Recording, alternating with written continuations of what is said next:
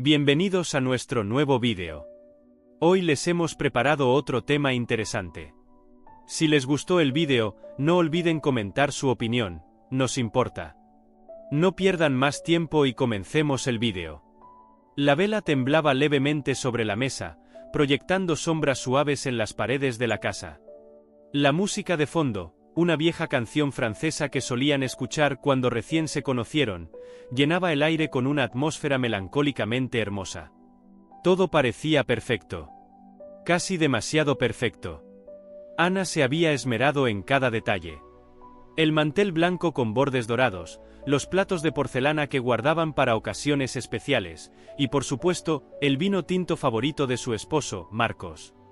Era su aniversario número 10. Una década de matrimonio. Y aunque los últimos años no habían sido fáciles, ella había decidido, ingenuamente quizás, que esa noche marcaría un nuevo comienzo. Marcos llegó puntual. Bien vestido, elegante, con una sonrisa que no le llegaba del todo a los ojos. «Feliz aniversario», dijo él, besándola en la mejilla. Ana notó que evitó mirarla directamente, como si algo pesara sobre sus párpados. Pero no dijo nada. Guardó sus dudas en un rincón de su alma, como había aprendido a hacer. «Feliz aniversario», respondió ella, forzando una sonrisa. Se sentaron a la mesa. Hablaron de cosas simples, el trabajo, el clima, una anécdota graciosa del supermercado. Pero Ana sentía un frío en el estómago. No sabía por qué. Marcos se levantó, y fue a la cocina a buscar el vino. Ella lo observó desde la puerta entreabierta. Lo vio sacar la botella, buscar los copas. Pero entonces ocurrió algo, un gesto tan rápido, tan sutil que casi lo duda. Marcos metió la mano en su bolsillo. Un frasco pequeño, transparente, apareció por un segundo. Lo abrió, miró hacia la puerta, y vertió algo en una de las copas. Luego agitó el vino como si nada. El corazón de Ana comenzó a latir con violencia. La garganta se le secó. ¿Lo había imaginado? ¿Podría su mente jugarle una broma tan cruel? Volvió a su sitio como si nada pasara, sonriendo. «Vamos a brindar», dijo él, ofreciendo una copa. Ana, con el alma congelada, fingió dudar entre las copas. «¿Cuál es la mía?», preguntó con voz ligera. «La de la izquierda», respondió él sin titubear. Entonces Ana, sin dejar de sonreír, cambió las copas con una pequeña risa.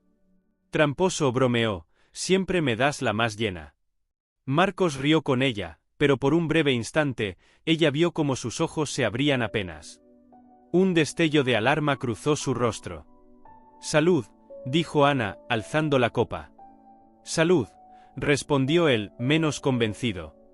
Bebieron. Bueno, él bebió. Ella apenas mojó los labios. Los minutos que siguieron fueron eternos. Marcos continuó hablando, pero cada palabra sonaba más lejana. De pronto, su rostro perdió color. Llevó la mano a la frente. Parpadeó varias veces. Luego, una gota de sudor cayó desde su sien. «¿Te sientes bien?», preguntó Ana con voz dulce, pero con el alma latiendo como tambor de guerra. «Sí, solo, un poco de calor», murmuró él. Intentó levantarse, pero sus piernas flaquearon. Cayó de rodillas al suelo. Ana corrió hacia él, y lo sostuvo con cuidado. El olor del vino aún flotaba en el aire. «¿Marcos?», susurró. «¿Qué hiciste?». Él la miró, confundido, perdido. Y en ese momento, algo dentro de ella se rompió. No por el miedo, ni siquiera por la traición. Sino por la certeza. El hombre con quien compartió una vida, una casa, una cama, acababa de intentar matarla. Ella se levantó, tomó su móvil con manos temblorosas y marcó emergencias. Mientras hablaba con la operadora, sus ojos se llenaban de lágrimas. No por él. Por ella. Por no haber visto antes lo que ahora era tan evidente. Y mientras la ambulancia llegaba, y Marcos se desvanecía lentamente en el suelo, Ana solo podía pensar en una cosa. El sonido de la sirena rompía el silencio de la noche como un cuchillo en la carne. Ana, de pie junto a la puerta, apretaba con fuerza su teléfono entre los dedos. En el suelo, Marcos yacía medio inconsciente, su rostro bañado en sudor, respirando con dificultad. Las luces de la ambulancia bañaron el salón en destellos rojos y azules. Cuando los paramédicos entraron, Ana adoptó el papel de esposa preocupada con maestría. «No sé qué le pasó», dijo con voz temblorosa.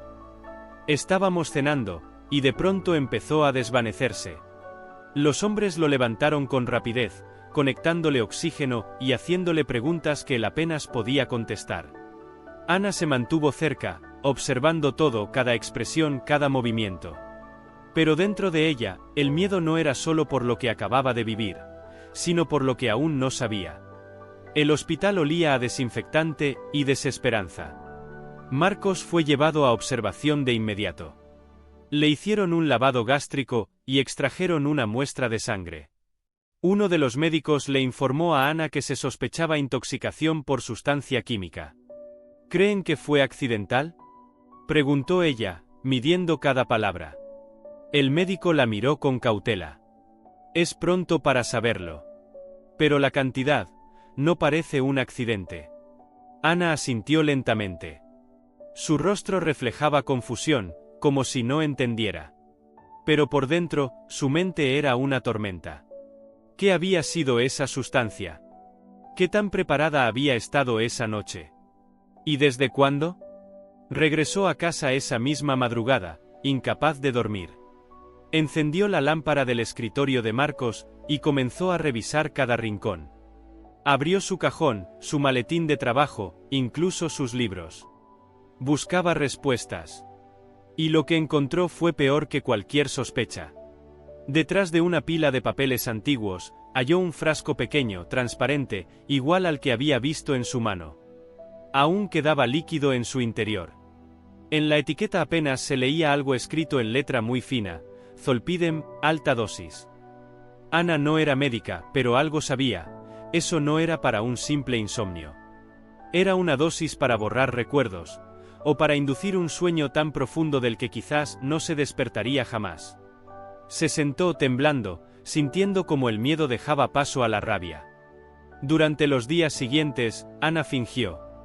Fue al hospital, le llevó flores, sostuvo la mano de Marcos mientras él se recuperaba lentamente.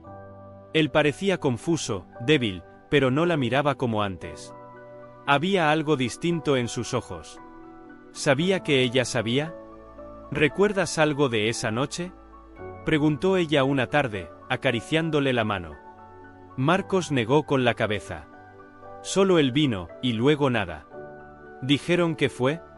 Ana sonrió suavemente. Algo que comiste, tal vez. A veces el cuerpo reacciona así. Él asintió, pero Ana notó cómo apretaba la mandíbula. Esa noche, al volver sola a casa, abrió su ordenador. Entró al correo de Marcos. La contraseña era la misma de siempre, la fecha de su boda. Irónicamente apropiado. Allí, entre correos de trabajo y publicidad, encontró algo que le heló el alma, una carpeta titulada Elena, privado. La abrió. Fotos. Mensajes. Videos. Todo con una mujer que ella no conocía. Una mujer más joven, más audaz.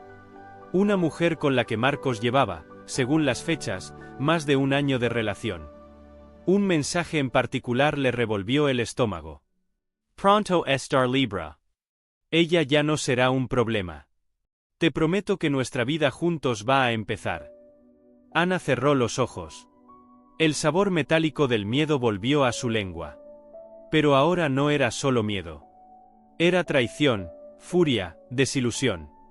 Había compartido su alma con un hombre que no solo la engañaba, sino que planeaba eliminarla. Se levantó lentamente. Caminó hacia el espejo del pasillo, y se miró por varios segundos. Luego, como si tomara una decisión irrevocable, susurró. Esto no termina aquí. La historia acababa de cambiar. Ya no era una víctima. Ahora tenía el control, y un plan.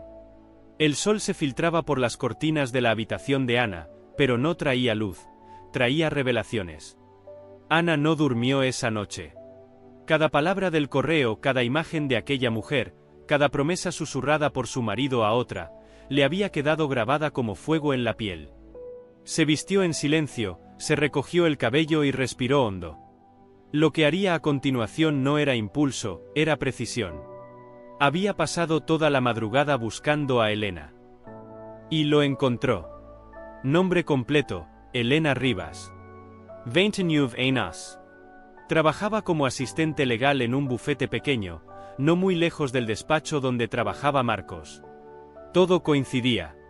Todo encajaba como las piezas de un rompecabezas enfermo. Ana decidió verla con sus propios ojos. A las 11 de la mañana, vestida con discreción, Ana entró en la cafetería frente al edificio de oficinas. Pidió un café y esperó. Pasaron 15 minutos, y entonces la vio, una mujer de cabello castaño claro, labios gruesos pintados de rojo suave, y una sonrisa arrogante que no necesitaba explicación. Elena Rivas. Salía del edificio con paso ligero y teléfono en mano, riéndose con alguien del otro lado de la línea. Ana la siguió. No sabía exactamente qué buscaba.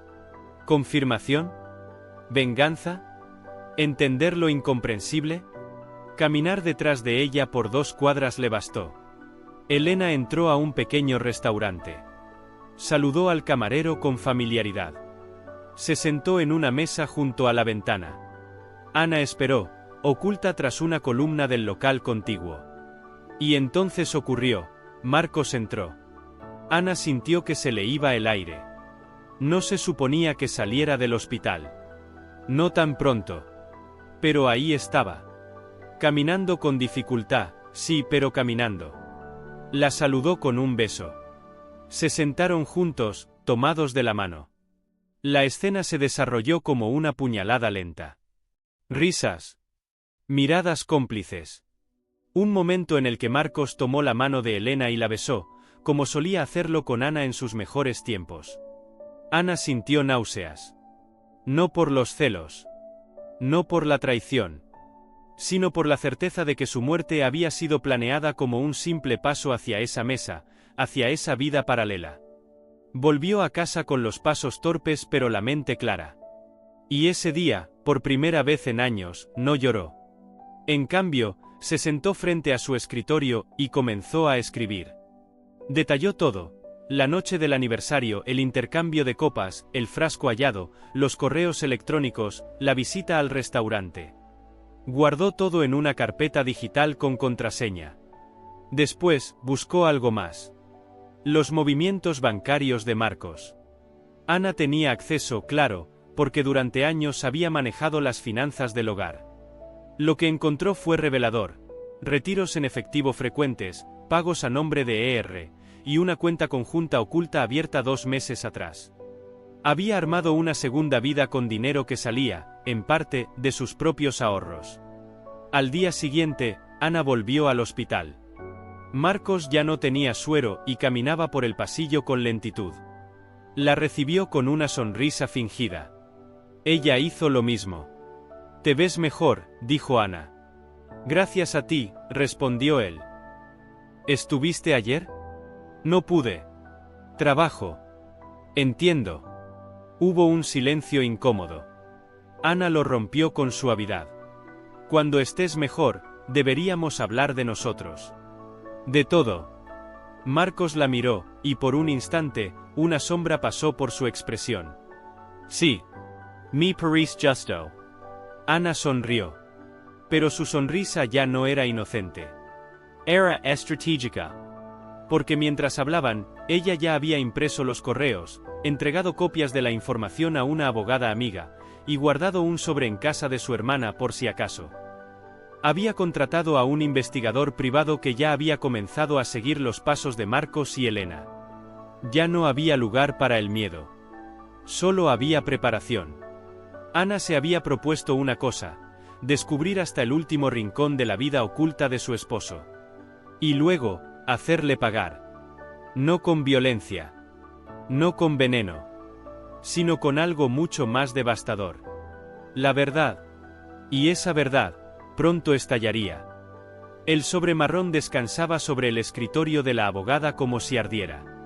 Ana no dejaba de mirar el reloj, mientras observaba cómo la mujer hojeaba los documentos con creciente preocupación. Ana, esto es grave. Muy grave, dijo al fin. ¿Puedo llevarlo a juicio? Preguntó Ana sin titubear. No solo puedes. Deberías. Si decides divorciarte, tienes pruebas suficientes para una denuncia penal por intento de homicidio y fraude financiero. Ana asintió lentamente. Sus dedos apretaban el borde de la silla. Quiero que todo se haga legalmente. Limpio. No quiero sangre. Quiero justicia. La abogada se inclinó hacia ella, con expresión seria. Lo conseguirás. Pero debes saber algo. Una vez que empieces este camino, no habrá vuelta atrás. Ana sonrió con frialdad. Ya quemé los puentes hace días. Durante las siguientes semanas, Ana se movió como una sombra. Cada paso era medido, cada palabra con Marcos era calculada. Él había regresado a casa, fingiendo una frágil normalidad. Se mostraba tierno, incluso atento. Pero Ana conocía el teatro. Sabía que detrás de cada gesto había nerviosismo. Él intuía que algo no andaba bien. Pero no imaginaba cuánto sabía ella. Una noche, mientras Marcos se duchaba, Ana revisó su teléfono. La contraseña era la misma de siempre. Increíble lo poco creativo que era para ocultar secretos tan oscuros. Un mensaje reciente brillaba en la pantalla. Elena, ¿todo en orden? Me muero de miedo. ¿Y si sospecha? Marcos, tranquila. Está distraída. Ya falta poco. Confía en mí. Ana respiró hondo. Ya no había miedo, solo un temblor de rabia que le recorría la espina dorsal. Guardó las capturas en una carpeta nueva, y se envió una copia cifrada al correo de su abogada. El día clave llegó en forma de cita. Ana le pidió a Marcos que cenaran juntos. Le dijo que quería hablar de su matrimonio, de empezar de nuevo. Él aceptó sin sospechar nada. Eligió un restaurante elegante, reservado, con iluminación tenue. Se vistió de blanco, como si enterrara simbólicamente su pasado. Cuando Marcos llegó, la miró con esa mezcla de culpa y deseo que ahora le resultaba repulsiva. «Te ves hermosa», dijo. Ana sonrió. «Gracias. Yo también tengo algo que contarte». Durante la cena, hablaron como dos desconocidos intentando recordar quiénes fueron. Ana lo observaba con atención, esperando el momento justo. Cuando trajeron el postre, sacó un sobre del bolso y lo dejó sobre la mesa. «¿Qué es eso?», preguntó él, confundido. «La verdad». Marcos abrió el sobre. Dentro había copias de los correos, fotos con Elena, pruebas bancarias y el informe del investigador privado. En la última hoja, la denuncia preparada por la abogada. Todo estaba ahí. Marcos palideció. Su mirada oscilaba entre sorpresa, terror y furia. ¿Qué es esto? Es tu vida, Marcos. Toda tu vida. Sin máscaras. Sin excusas. Ana se inclinó hacia él. Sé lo que planeabas. Sé lo que hiciste. Y esto, apuntó al sobre, es solo el comienzo. Marcos intentó hablar, pero las palabras se ahogaron en su garganta. Se levantó bruscamente, como si huir pudiera borrar la evidencia. Pero Ana no se inmutó. He entregado copias a mi abogada. Si algo me pasa, todo va a la policía, a la prensa, a tu empresa. Estoy más segura de lo que nunca estuve contigo. Él la miró con una expresión descompuesta. El hombre que una vez le prometió amor eterno ahora, parecía un niño atrapado en su propia trampa. Ana, podemos hablar. Esto no tiene que terminar así. ¿Así? ¿Tú me diste a beber mi propia muerte, Marcos? Esto es exactamente como debe terminar. Ana se levantó, dejó dinero sobre la mesa y salió del restaurante con pasos firmes. Atrás quedó un hombre derrotado, solo, frente a las ruinas de sus mentiras. Esa noche en casa, Ana miró el cielo desde la ventana. No sentía paz, pero sí algo parecido, claridad. Sabía que el camino no sería fácil. Había una batalla legal por delante, miradas acusadoras, tal vez incluso amenazas. Pero lo más importante ya lo había conseguido: romper el ciclo. Salir viva. No dejarse silenciar. Y por primera vez en mucho tiempo, se permitió llorar, no de tristeza, sino de liberación. Porque la verdad, aunque dolorosa, había sido su arma más poderosa. Pasaron 3 meses. El silencio de la casa era distinto ahora. Ya no era el de una mujer sometida por la rutina, sino el de una mujer que lo había enfrentado todo, y había sobrevivido. Ana caminaba descalza por el suelo de madera, con una taza de café en mano, observando los primeros rayos del sol filtrarse por las ventanas. Había vendido la mayoría de los muebles. No por necesidad, sino por limpieza espiritual. El sillón donde Marcos solía leer sus correos ocultos. La mesa donde una vez colocó el vino envenenado. Todo eso ya no existía. Y con cada objeto que se iba, también se iba una carga de dolor. El juicio había sido duro. Marcos, desesperado, había intentado negar las acusaciones, pero las pruebas eran incontestables. El veneno en su poder, los mensajes con Elena, las transferencias bancarias.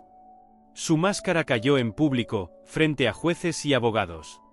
No solo enfrentaba cargos por intento de homicidio, sino también por fraude, falsificación de documentos y malversación de fondos de su propia empresa.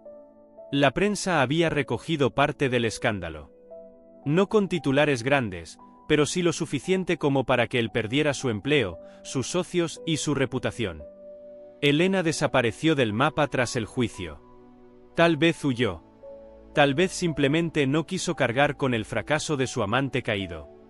Y Ana se mantuvo firme. Cada audiencia fue una herida abierta, pero también una cicatriz que sanaba. Ganó el divorcio con todas las garantías, la casa, la cuenta conjunta y, lo más importante, su dignidad. Una mañana, al salir del juzgado, una periodista joven se le acercó.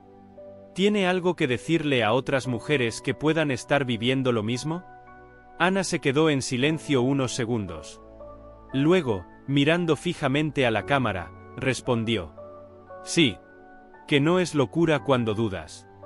Que no es exageración cuando algo te duele. Que tu intuición no miente. Y que el amor nunca debe poner en peligro tu vida. Esa frase fue compartida en redes sociales miles de veces. Mujeres le escribieron de todas partes. Algunas le agradecían, otras le contaban historias similares. Y sin buscarlo, Ana se convirtió en una voz para muchas que callaban por miedo. Ahora, su vida era otra. Volvió a su pasión olvidada: escribir. Comenzó un blog donde contaba su historia con honestidad, sin adornos, sin dramatismos forzados. Lo llamó Copa llena, vida vacía. La respuesta fue abrumadora. Cientos de lectores. Comentarios. Invitaciones a charlas, conferencias, incluso propuestas para convertir su historia en un libro. Pero ella no buscaba fama. Solo buscaba sanar. Y en cada palabra que escribía, algo dentro de ella renacía. Un día, caminando por el parque, se encontró con un hombre mayor sentado en una banca, leyendo su blog desde una tableta. No la reconoció.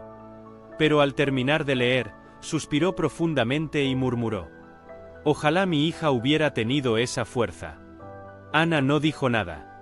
Solo se alejó con el corazón apretado, recordando que lo que había hecho no era solo por ella, sino también por tantas otras que ya no estaban para contarlo. Un año después del juicio, Ana organizó un evento silencioso en un centro cultural. Una exposición con cartas escritas por mujeres víctimas de violencia emocional, traición y abuso. Ella no firmó la suya con nombre. Solo con una frase. Sobreviví a la copa. Y ahora brindo por mí. La gente entraba, leía, lloraba en silencio, dejaba velas. Era su forma de cerrar un ciclo. De no olvidar, pero tampoco vivir atrapada en el pasado. El último día de primavera, Ana fue al mar. Caminó por la orilla, sola pero en paz. No llevaba más que una libreta, una pluma y su silencio. Se sentó sobre una piedra y escribió en la primera página. No todas las historias de amor son eternas. Algunas solo existen para despertarnos. Y cuando despiertas, ya no vuelves a dormir igual. El viento le despeinó el cabello. Cerró los ojos. Sonrió. Renació. No como víctima. No como heroína. Sino como mujer. Libra. Viva. Dueña de su historia.